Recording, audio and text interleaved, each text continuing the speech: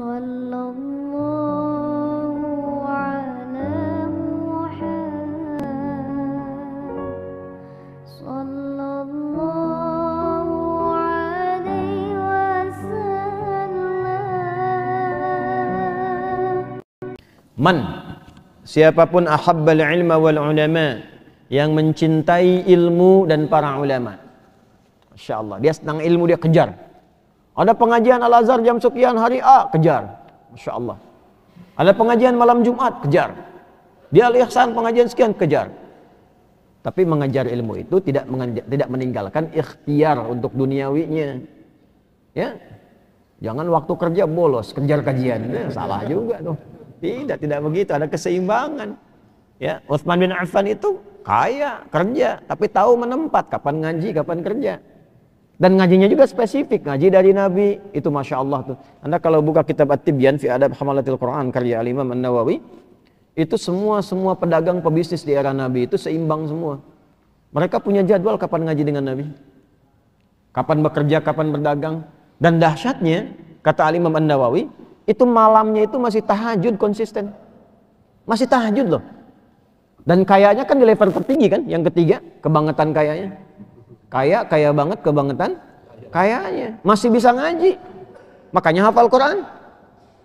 Ya, pebisnis kaya, asetnya sampai sekarang masih ada. Utsman tuh udah meninggal. Rekeningnya ada di Bank Saudi. Punya rekening, bayangin tuh. 15 abad nggak pernah daftar, rekeningnya ada. Anda daftar belum tentu diterima gitu kan? Itu menarik tuh. Punya hotel aset, tulisannya jelas wakaf Utsman bin Affan radhiyallahu taala anhu. Di Madinah. Udah jadi kebangun, udah dipakai lagi hotel itu. Tapi tahukah, beliau punya waktu untuk ngaji. Dan semua level-level profesional itu, ya dengan semua tugasnya, itu masih bisa ngaji.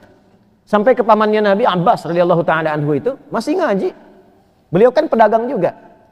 Dan bahkan melihat ke anaknya, waduh nih baba nggak bisa ngaji penuh nih. Anak saya mesti dapat nih dari Nabi ini. Jangan sampai saya ketinggalan di rumah. Anaknya disimpan di situ. Abdullah kecil, Abdullah bin Abbas. Makanya sering disingkat Ibnu Abbas. Kenapa disingkat Ibnu Abbas? Abdullahnya nggak disebutkan karena peran ayah untuk menunjukkan apapun yang dihasilkan anaknya, ayahnya dapat transferan pahalanya. Istrinya mensupport, dapat bagiannya. Ummu Fudail. Jadi begitu caranya. Makanya Nabi meninggal sallallahu alaihi wasallam. Anaknya itu masih usia 13-15 tahun. Bapaknya hafal 200 hadis, anaknya hafal 2000 hadis. Itu. Investasinya begitu. Nah, Utsman bin Affan, Abdurrahman bin Auf, Tamim Ad-Dari itu digambarkan malamnya masih sempat tahajud sampai khatam Al-Quran. Gimana tuh? Ya kalau kita melihat orang jangan disamakan dengan kita. Orang itu semakin soleh, semakin berkah waktunya. Ashabul Kahfi itu kan soleh-soleh. Tidurnya kayak semalam, ternyata 309 tahun. Ya kan? Cuman kayak semalam 309 tahun. Ya. Antum tidur? Susah kalau mau dibalikin ke saya, ke kita kan agak jauh kan. Nah jadi kalau para ulama, orang-orang soleh itu dikasih keberkahan waktu. Sedikit tuh kayak banyak. Menghatamkan sesuatu, khataman ini, khataman itu. Masya Allah tuh berkah waktunya. Terpakai semua tuh. Jalan dari sana ke sini bisa 1 juz. Orang kerjakan sebulan, dia cuma kerjakan ya berapa menit saja. Ada yang 10 menit, 15 menit, 20 menit. Berkah. Berkah. Ziyadatul khair. Ada orang yang senang, man ahabbal ilma, ada orang yang cinta ilmu, wal ulama, dan juga mencintai ulama. Ya. Al ulama sudah saya terangkan ya di pertemuan yang lalu kualifikasinya, kriterianya apa saja. Awas jangan disamakan semua tuh. Kalau di Timur Tengah itu jelas kualifikasinya. Siapa yang ustadz, siapa yang dai, siapa yang muballigh, siapa yang alim, siapa yang faqih, siapa yang mufti, siapa yang qadhi. Jelas. Jadi kalau levelnya sudah alim, berarti dia menguasai disiplin-disiplin ilmu. Tuh, ulama itu jama' dari kata alim. Kalau mufti, wah itu sudah paham perangkat semua, memberikan fatwa. Di Timur Tengah itu kalau ada mufti ngasih fatwa, jangan ditanya dalil. Bisa marah itu. Dan ketahuan gak sopan. Dia berikan fatwa, mana dalilnya katanya. Nah itu, aduh, bisa suruh pergi itu. Kalau nggak percaya saya, cari lagi tempat lain katanya kan. Gitu. Kalau mufti itu sudah manusia dalil. Jadi mufti itu, orang itu sudah dalil. Sudah dalil. Makanya orang-orang tersebut kadang sering jadi rujukan. Bahkan para ulama itu kalau sedang turun futur itu pergi ke tempat-tempat ulama lain yang tingkat di atas ya cuma lihat orangnya saja begini, ingat sama Allah balik lagi tuh. Ya. Itu sudah dalil tuh. Nanti di atasnya qadhi. Nah, pulang ke kita semua jadi sama karena disebut satu nama, Ustadz. Gitu kan? Nah, dan Ustadz ini jadi murah. Saya lihat kok jadi murah gitu sekarang gitu. Ya, tapi memang Nabi sudah kasih tanda di hadis Muslim di jilid pertama nomor 11 sampai 12 tuh. Ya. Kama qala Rasulullah sallallahu alaihi wasallam, sayati fi akhir zaman unasun, akan datang nanti di masa-masa nanti menjelang akhir-akhir masa itu akan datang kata Nabi sekelompok orang, yuhadditsunakum bima lam tasma'uhu wa la yasma'unahu aba'ukum. Mereka akan ngajarin kamu, ceramah depan kamu atau nyampaikan sesuatu yang bikin kamu kaget kalau dengar itu. Orang dulu juga kalau dengar ikutan kaget kata Nabi itu. Karena belum pernah disampaikan dari pakem-pakem yang terwariskan. Jadi di Islam itu pengetahuannya itu indah sekali, punya sanad, ada pakemnya tuh. Nggak bisa kita bergeser dari situ. Ijtihadnya boleh terbuka sesuai dengan masanya. Tapi kaidahnya, pakemnya itu terjaga. Sehingga di Islam itu semua referensinya itu terjaga dengan baik. Qurannya terjaga, hadisnya terjaga, pemahamannya terjaga. Sehingga nggak ada potensi penyimpangan. Coba sholat dari dulu sampai sekarang, subuh masih 2 rakaat kan? Caranya sama kan? Ilmunya pun terjaga, fikihnya terjaga. Jadi nggak bisa orang fatwa sembarangan. Nggak sholat pun nggak apa-apa, yang penting tercegah perbuatan keji dan mungkar. Gitu kan? Ya, kan fungsi sholat itu mencegah perbuatan keji dan ini pakai dalil lagi. Inna sholata tanha 'anil fahsya'i wal munkar. Jadi kalau sudah bisa mencegah perbuatan keji dan mungkar, nggak usah sholat katanya. Kan udah tercapai tujuannya. Itu kalau orang dulu dengar ikut bingung. Ya, kalau ada orang seperti itu nggak usah capek-capek pakai dalil, balikin aja. Maaf mas, meninggalkan sholat itu termasuk perbuatan mungkar. Ya. Jadi kalau anda belum sholat, anda masih mengerjakan perbuatan mungkar. Yes. Ada yang bertanya ke saya, Ustaz. Dulu awal-awal saya datang tuh, kan sholat kalau udah tercapai itu tujuannya mencegah perbuatan keji dan mungkar, ya itu nggak usah sholat lagi. Ya mas maaf ya, meninggalkan sholat termasuk perbuatan mungkar. Udah selesai. Ya. Ah, jadi ada kondisi-kondisi demikian tuh. Semua agama sama, menuju pada Tuhan yang sama, cuman caranya beda-beda. Bingung kan? Tanya balik tuh, terus agama ente apa?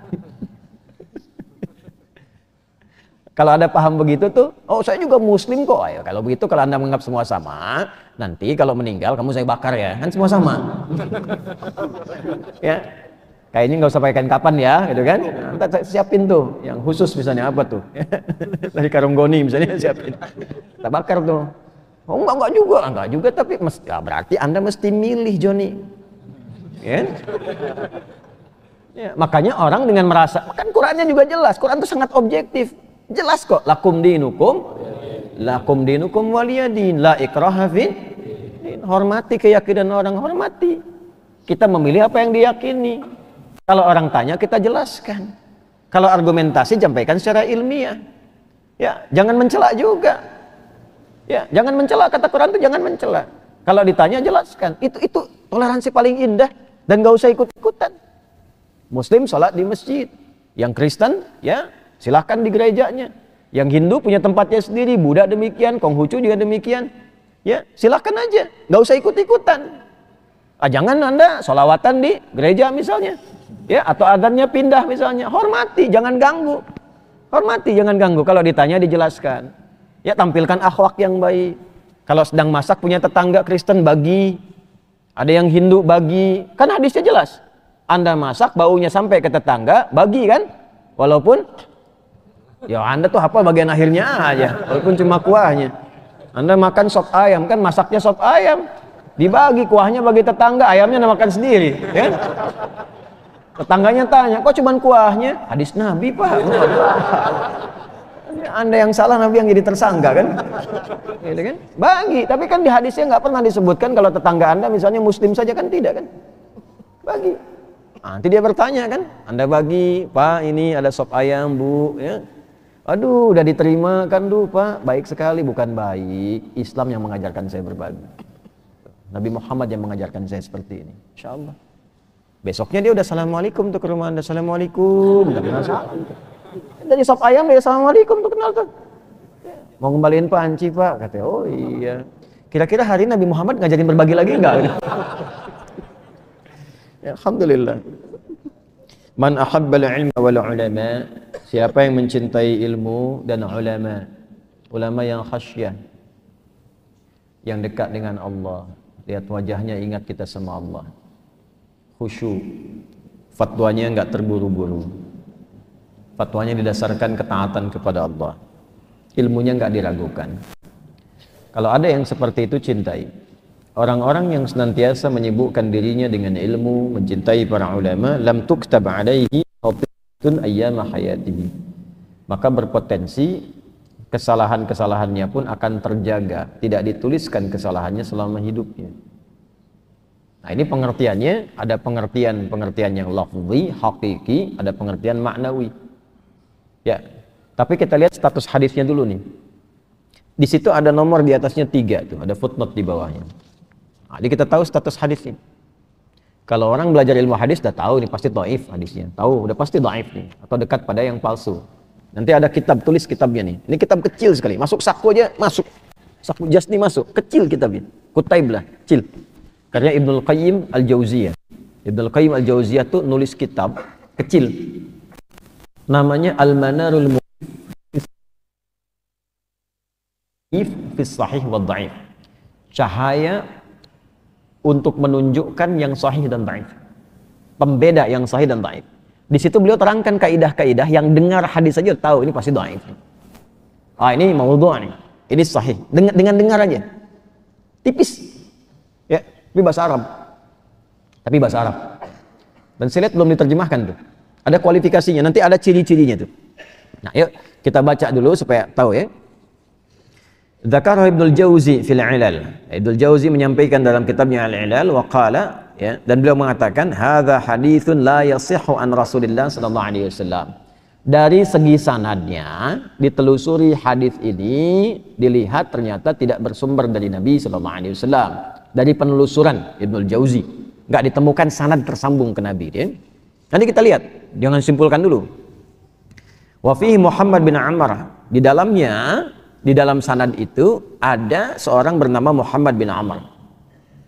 Qala Yahya bin Ma'in, seorang kritikus hadis paling populer, namanya Yahya bin Ma'in. Itu jadi standar untuk menilai, beliau itu sosok standar untuk menilai bahwa kualitas hadis ini sanadnya sahih atau dhaif. Ya, jalurnya tersambung ke Nabi atau enggak. Itu kualifikasinya tinggi itu Yahya bin Ma'in. Nanti ada Imam Az-Zahabi, kitabnya banyak sekali. Itu yang sering dikutip. Kalau Syekh Al-Albani itu cuma ngutip ujungnya. Ini sahih, ini dhaif, dikutip dari sipulan. Tapi kalau Yahya bin Ma'in itu tahu sanadnya. Ini kualifikasinya ini, kualifikasinya ini, Yahya bin Ma'in. Ya. Kita dulu ngaji ilmu hadis jadi tahu ya penelusurannya ini luar biasa. Ma zalan nasu yattaquna hadithahu. Nah, hadisnya Muhammad bin Amr ini itu masih dihindari oleh banyak orang, kata Yahya bin Ma'in. Halus bahasanya. Ini menunjukkan bahwa secara sanad masih bermasalah, gitulah bahasa halusnya.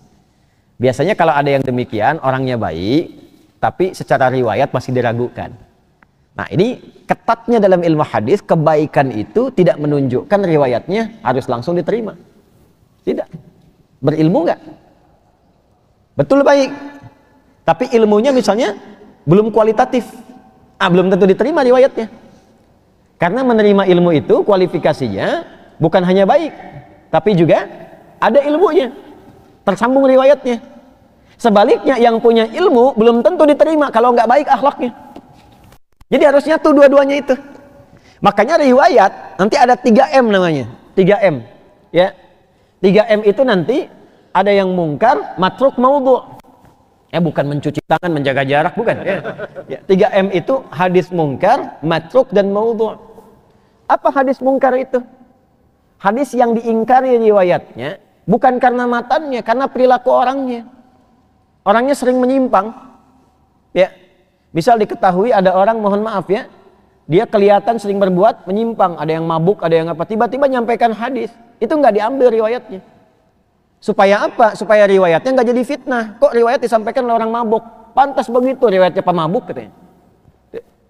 Imam Al-Bukhari itu jauh-jauh dapat info, beliau jalan. Ada orang yang punya koleksi hadis, cuma orang itu di satu tempat. Datang ke situ. Tiba-tiba saat datang, ditunjukkan orang tuh orangnya kan. Dia sedang bermain dengan hewan. Ada yang menyebut keledai, ada yang menyebut ayam.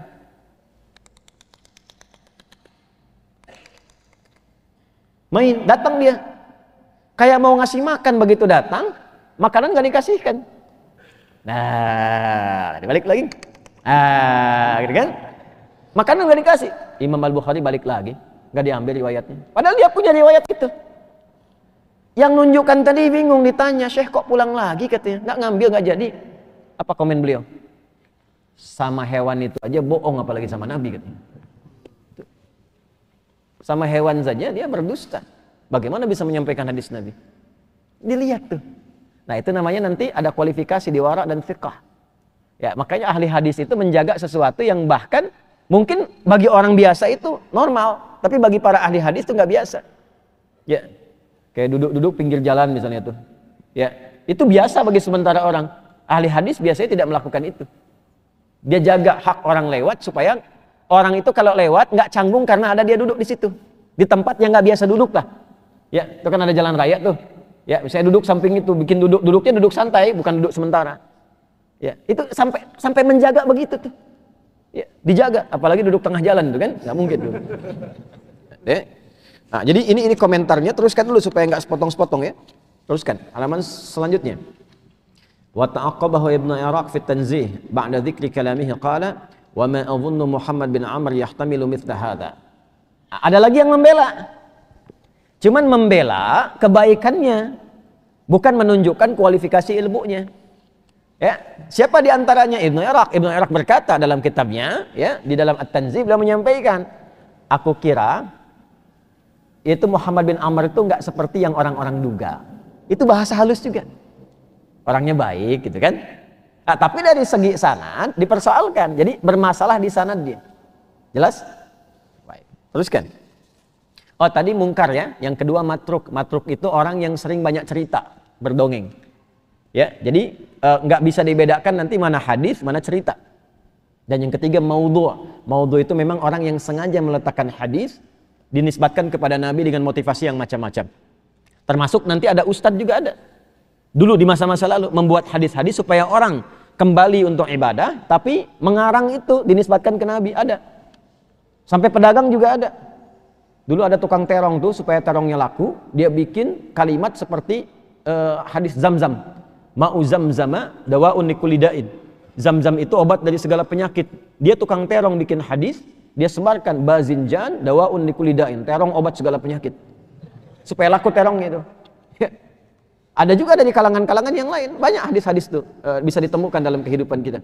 Seperti ikhtilafu ya, ummati rahmah, ikhtilaf dari umatku itu adalah rahmat. Itu hadis palsu. Kemudian makan saat lapar berhenti sebelum kenyang. Itu bukan hadis.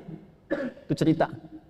Saya nulis buku itu ada menyoal hadis populer. Itu saya turunkan di situ sanad dan penjelasan-penjelasannya. Ya. Dulu kami waktu belajar ilmu hadis, saking mudahnya bikin mengemas hadis-hadis itu, ya seperti hadis padahal bukan. Itu orang Jawa sama orang Sunda gabung untuk kasih contoh. Afdalu dahri bi faisil laili kucipa wa kuripa wa ubina hatta karusa udanguhu fa idza bukhila fa duriba unuquhu thalatha marat hatta utiha rawahu syaikhan. Syaikhan itu kan kalau di dalam ilmu hadis Al-Bukhari dan Muslim. Syaikhan di sini syekh orang tua dari Jawa dan Sunda nyatu.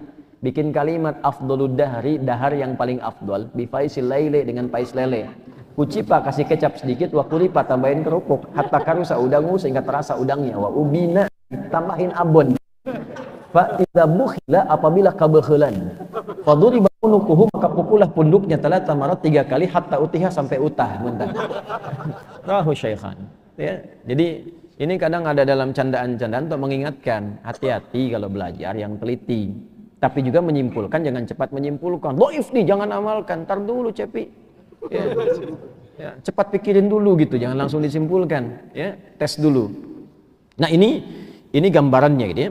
Qultu ya'ni li'annahu min rijalil arba'ah. Kenapa? Karena ini termasuk dari 4 bagian yang dinilai baik. Wallahu ta'ala a'lam. Wadh-dhahir anna al-bala'a mimman dunahu. Dan yang nyata kami perhatikan bahwa ujian yang dimaksudkan kurang kredibel itu adalah sosok selain beliau, ya, bukan beliaunya. Qultu qala adz-Dzahabi fi Talkhisil Wahiyat. Imam Dzahabi menyampaikan dalam kitabnya Talkhis, hadza man wada'a Abdurrahman bin Muhammad Al-Balkhi Syekhul Ibni Razqwi, ya, atau Razqwi, wallahu a'lam. Jadi yang menyampaikan ini, yang menuliskan ini bukan Muhammad bin Amr, tapi kata Imam Adz-Dzahabi adalah Abdurrahman bin Muhammad Al-Balkhi. Jadi secara singkat, hadis ini secara sanad bermasalah. Ya kan? Atau tidak tersambung langsung kepada Nabi Shallallahu Alaihi Wasallam. Secara matan bagaimana? Secara matan. Dan apa motivasi para ulama menampilkan hadis-hadis dhaif atau maudhu dalam bab keutamaan? Ada dua nanti. Nah ini penting belajar di ilmu hadis, pakai ilmu kita bacanya. Yang satu, kalau Anda temukan hadis-hadis dhaif misalnya, atau bahkan palsu dalam kitab ulama, itu biasanya bukan ingin menjadikan sandaran sebagai hujah secara langsung, tapi ingin menunjukkan perbedaan antara sahih dengan dhaif. Tujuan pertama. Jelas ya? Sebab kalau nggak ditampilkan nanti orang nggak tahu mana sahih mana dhaif. Makanya kalau Anda ngaji yang Al-Bukhari gampang, sahih semua. Sahih semua sudah. Hadis Muslim sahih semua jelas. Tapi kalau Anda buka Sunan Ad-Darimi misalnya, gimana bedakannya? Terus kalau Anda nggak kenal yang di situ, sementara udah Bukhari aja misalnya, itu berpikirnya dangkal. Kenapa? Karena nggak semua hadis itu ada di kitabnya Imam Al-Bukhari.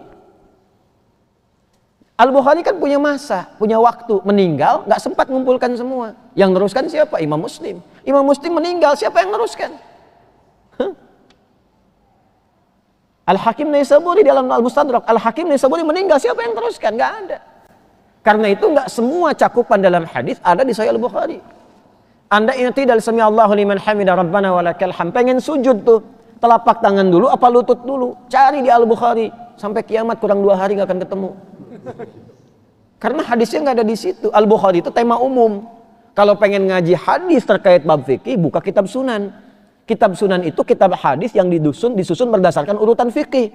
Nah di kitab Sunan ini karena masalahnya fikih bukan masalah umum, maka mesti dijelaskan mana yang sahih, mana yang dhaif. Ini yang dipakai, ini yang bermasalah. Kalau ada yang sahih, pakai yang sahih, jangan gunakan yang dhaif. Nanti ada kualifikasi. Bab-bab yang pokok, yang usul, gak boleh pakai yang dhaif, harus yang sahih. Misal dalam sholat kan pokok, gak boleh pakai hadis dhaif. Gitu. Nah tapi banyak nanti datang bab-bab tentang sholat itu terkait dengan hadis dhaif. Jangan sandarkan di situ, jangan pakai itu. Ya, misalnya di bulan Rajab kan banyak tuh, banyak di bulan Rajab itu banyak sekali hadis-hadis dhaif, sisanya palsu, kan? Banyak sekali hadis dhaif, sisanya palsu. Tapi berarti nggak ada yang sahih, ada yang sahih, ada yang sahih tentang Rajab. Misalnya di hadis Muslim nomor hadis 1679 sahih tentang keutamaan Rajab itu. Ya, nanti ada yang tentang puasanya, ada yang tentang ibadahnya, ada yang tentang memuliakan yang hurumnya ada. Nah kalau ada yang sahih, nggak usah pakai yang dhaif. Itu maksudnya. Tapi jangan Anda simpulkan karena dhaif gak ada amalannya. Ntar dulu, cek dulu ada yang sahih nggak. Yang kedua biasanya menunjukkan afdhaliyatil amal atau keutamaan amalan, bukan yang pokok. Tapi amalan-amalan umum yang utama, yang menunjang kepada yang pokok. Nah Imam Ahmad bin Hanbal bahkan punya prinsip, daripada pakai pendapat mendingan pakai hadis sekalipun dhaif. Itu Imam Ahmad tuh. Imam Ahmad tuh rujukannya siapa? Rujukan Ibnu Taimiyah, Syekhul Islam. Rujukan Ibnu Qayyim Al-Jauziyah, rujukan Syekh Al-Albani. Jadi rujukan itu imam besarnya Imam Ahmad. Imam Ahmad itu masih menggunakan hadis dhaif dalam keutamaan amal. Keutamaan amal itu yang umum, yang pokok-pokok, yang umum, bukan yang pokok, yang mendukung keumuman. Misal kita misalnya ingin belajar tentang ilmu. Ya, ini kan belajar kan, utama kan? Ya kan? Nah, untuk mendukung kita semangat kan butuh motivasi. Anda kalau nggak punya motivasi, bagaimana bisa ke sini? Ini kan dimulainya subuh nih. Bahkan ada yang datang sebelum subuh tuh. Kalau nggak punya motivasi nggak mungkin datang ke sini. Ngapain? Online aja bisa. Kan? Anda butuh motivasi. Maka para ulama menghimpun hadis-hadis selain yang sahih, ada keutamaan-keutamaan. Sanadnya memang dhaif, tapi isinya berkesesuaian dengan yang sahih. Bisa dari segi lafaz, bisa dari segi makna. Maka yang seperti itu masih bisa diambil. Jelas ya? Nah begitu cara memahaminya. Jadi jangan langsung simpulkan, tinggalkan kitabnya. Enggak. Musibah kalau begitu. Imam Al-Ghazali itu banyak kitab hadis palsunya, tinggalin gak usah dibaca. Berarti dia belum paham. Belum baca berarti itu. belum baca. Nggak begitu, musibah kalau begitu ntar. Ya, cara memahaminya bagaimana? Nah, termasuk di sini. Ini hadisnya jelas, dhaif. Bahkan mendekati palsu, bahkan nggak tersambung ke Nabi SAW dalam jasih. Tapi dari segi makna, segi matan, itu ketersambung. Ada korelasi. Apa korelasinya? Bukankah orang yang cinta ilmu dan benar-benar cinta ulama-ulama yang benar, dia akan mendapat bagian kebaikannya? Anda kalau ngaji dengan ulama, ulamanya benar, bukankah akan merubah kita jadi orang baik? Ya kan? Kalau sudah merubah jadi orang baik, bukankah dengan kebaikan itu terjaga kita dari kesalahan? Kalau nggak berbuat salah karena terjaga dengan ilmunya dan dibimbing oleh ulama, dibimbing ulama yang thiqah, dianya cinta ilmu, senang ngaji, terjaga dari keburukan, otomatis dia akan konsisten pada kebaikan. Kalau konsisten baik, nggak ada yang dicatat, yang salahnya mana mau yang dicatat? Apa yang mau dicatat? Karena dia konsisten baik. Dan itu pasti ulama baik itu merubah muridnya. Itu pasti, itu ukuran pertama itu perubahan, bukan banyaknya hafalan. Ingat ya, ingat baik-baik. Ngaji itu dimanapun, ukuran suksesnya, yang pertama kali itu bukan bertambah pengetahuan jadi hebat, bukan. Yang pertama kali itu bertambah imannya, sehingga merubah dia menjadi pribadi yang lebih baik. Karena itu iman didahulukan dibanding ilmu. Yarfa'illahu alladhina amanu minkum walladhina utul ilma darajat. Al-Mujadalah di ayat ke-11. Nah, kalau Anda ngaji, misal ngaji Quran, ngaji sunnah dan sebagainya, apa ukuran pertamanya? Fatir ayat 32. Thumma awrathnal kitaba alladhina istafaina min ibadina faminhum zalimun li nafsi wa minhum muqtasid wa minhum sabiqun bil khairati biidznillah. Ada orang-orang yang kata Allah kami wariskan untuk senang Quran, ada yang ngaji Quran. Ngaji, kajian Quran, kajian sunnah, kajian macam-macam datang. Maksudnya ngaji sunnah gitu kan? Ngaji. Jangan sampai tidak menempat ya. Tempatkan istilah sesuai dengan tempatnya. Jangan bikin yang aneh-aneh. Masjid sunnah misalnya. Oh yang lain apa masjidnya? Wajib. Gitu kan? Masjid ya masjid gitu kan? Sunnah itu terkait dengan perilaku kehidupan, terkait referensi ke Nabi. Itu poinnya. Jadi menempatkannya yang benar. Syariah itu juga jelas. Bank syariah, bank yang sesuai dengan ketentuan syariah. Koperasi syariah ada. Tapi kan nggak ada pingpong syariah. Hah? Gimana itu? Kalau mau surf pakai bismillah. Nyemes masuk, alhamdulillah. Kena cemes, astagfirullah. Ada tempatnya. Nah balik nih. Kami wariskan ada orang-orang yang dapat bagian Quran. Senang ngaji, senang halaqah dan sebagainya. Cuma nanti kata Quran, faminhum zalimul linafsi. Ada yang zalim tuh, nggak menempatkan ayat sesuai dengan tempatnya. Kan di Quran dilarang mencela. Ya ayyuhalladzina amanu, hei orang-orang merasa punya iman, la yasra qaumin qaum. Jangan saling mencela. Kok bisa antum ngaji, pulang ngaji mencela orang? Mana Qurannya? Mana hadis yang mengajarkan itu? La yaghtaba'nukum ba'd, jangan gibah, jangan bikin hoax. Kok bisa pulang ngaji gibah? Kadang yang digibahkan ustadznya. Belum datang udah gibah. Ngaji kemana? Ustaz Adi, bid'ah tuh. Oh, ketemu aja nggak pernah. Oh, dihisab tuh di hari kiamat tuh, dihisab tuh. Dihisab. Dan jangan saling menjelekkan. Oh ini pasti si fulan, ini pasti. Jangan begitu, nggak boleh. Pandangan dijaga. Muliakan semua. Dan prasangka yang baik. Husnudzan pada siapapun. Nah itu yang benar. Wa minhum muqtasid, ada yang paket hemat. Yang merubah dirinya saja. Yang penting saya berubah, diam, nggak komentari banyak orang. Untuk pribadinya belum bisa berbagi. Kalau belajar ngaji, ngapalin Quran, mojok-mojok, nempel-nempel di dinding, diminta jadi imam belum. Ah saya masih belajar, gitu kan? Itu pribadi, itu masih selamat tapi paket hemat. Hemat untuk dirinya. Yang berhasil siapa? Wa minhum sabiqum bil khairati biidznillah. Jadi di penghujung kajian kita 4 menit lagi kita selesai sehingga ada kesempatan syuruk. Wa minhum sabiqum bil khairat. Ngajinya merubah diri menjadi lebih baik. Lebih baik. Perilakunya berubah. Nah, jadi kalau kita belajar, termasuk dengan saya pun Anda belajar, yang pertama berubah itu akhlaknya. Akhlak terhadap Allah berubah. Jadi senang meningkat ibadahnya. Mulai senang tahajud. Mulai dekat dengan Allah. Anda kalau ngaji dengan saya, tidak merubah Anda lebih dekat dengan Allah, tinggalkan saya, cari guru lain. Cari guru lain. Berarti ada yang nggak benar dari saya.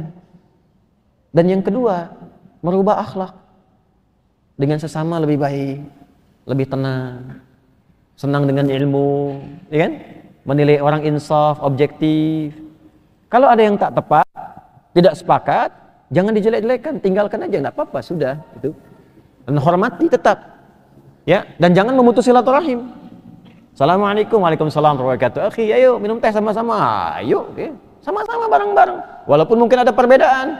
Teman Anda kunut, Anda tidak, misalnya nggak ada masalah. Ya, nggak ada masalah di situ. Jangan sampai nanti yang satu kunut, Anda bilang, udah beda aliran nih, beda manhaj. Ya, Assalamualaikum akhi, ntar aja ya. Oh, ntar aja gimana? Ya, jangan begitu. Jelas ya? Nah, ini secara matan ada ketersambungan. Bagaimana cara menyimpulkan ketersambungan matannya? Orang yang cinta ilmu dan cinta ulama dan ulamanya benar pasti merubah dirinya lebih baik. Kalau merubah diri lebih baik pasti konsisten pada kebaikan. Kalau konsisten pada kebaikan pasti ninggalkan yang salah. Kalau nggak berbuat salah, mana yang mau dicatat sama malaikat salahnya? Itu yang dimaksud hadis ini. Man ahabbal ilma wal ulama, siapa yang mencintai ilmu dan para ulama yang benar, lam tuktab alaihi khati'atuhu, atau kalau di sini khati'atun. Kalau riwayat yang disampaikan dari Qadhi Al-Husain khati'atun, kalau di sini khati'atuhu. Ya, khati'atuhu hu-nya jadi ma'rifat, diikutkan keman. Khati'atun jadi umum, apapun itu.